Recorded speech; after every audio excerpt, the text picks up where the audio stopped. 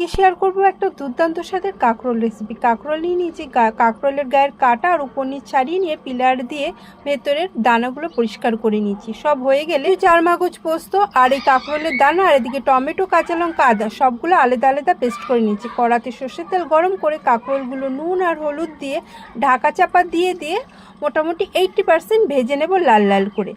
ভাজা তোলা হয়ে গেলে পরে ওই তেলের মধ্যে কালো জিরে ফোড়ন দিয়ে প্রথমে কাঁকরোল বাটা দিয়ে দেবো নুন, হলুদ, ধনে গুঁড়ো, জিরে গুঁড়ো, লঙ্কার গুঁড়ো সামান্য দিয়ে ভালো করে মিশিয়ে নিয়ে চিনিও দিয়ে দেবো। ভালো করে একটু কষিয়ে নেওয়ার পরে দিয়ে দেবো আলু। একটা সিদ্ধ আলু করে নিয়েছি, সেটা দিয়ে ভালো করে কষাতে থাকবো। তারপরে দিয়ে দেবো পনির গ্রেট করে নিয়েছি সেটাকে। এবার যতক্ষণ না শুকনো শুকনো হবে ততক্ষণ ভালো করে রান্না করে নেব। তারপর ঠান্ডা করে হয়ে গেলে কাঁকরোলের মধ্যে ভরে নেব। ঠিক এইভাবে সব ভরা হয়ে গেলে কড়াতে আবার সর্ষের তেল গরম করে শুকনো লঙ্কা, কালো জিরে ফোড়ন দিয়ে আদা, কাঁচা লঙ্কা, টমেটো বাটাটা দিয়ে মোটামুটি কষে এলে নুন, হলুদ, কাশ্মীর লঙ্কার গুঁড়ো দিয়ে তেল ছাড়া পর্যন্ত কষিয়ে নেব। তারপরে দিয়ে দেবো কাজু, পোস্ত, 4 মগজ বাটাটা, বাটি ধোয়া জলও দিয়ে দেবো। এবার মশলাটাকে ভালো করে কষিয়ে নেব তেল ছাড়া পর্যন্ত।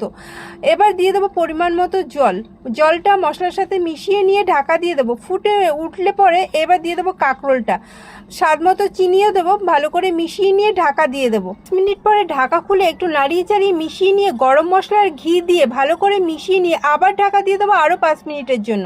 যতক্ষণ না তেল ছাড়ে ততক্ষণ মোটামুটি রান্না করে নেব। আমাদের কাঁকরোলটাও সিদ্ধ হয়ে গেছে, তেলও ছেড়ে দিয়েছে। এবার পরিবেশন, গরম গরম ভাত আর এই পুর ভরা কাঁকরোল, কি যে